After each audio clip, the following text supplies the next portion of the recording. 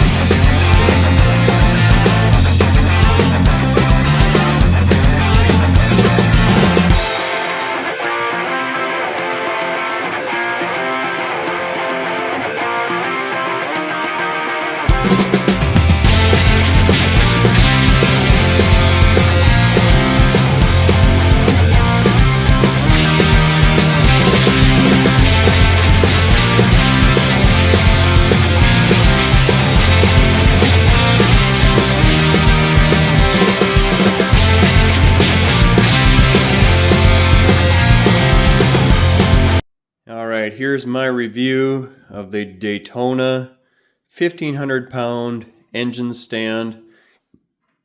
I really like this engine stand. A couple things I like about it. It's very heavy duty, and it's also got a gear driven, so you can rotate the engine back and forth. On this side, you have a lockout, so once you get it where you want it, you can lock it in place.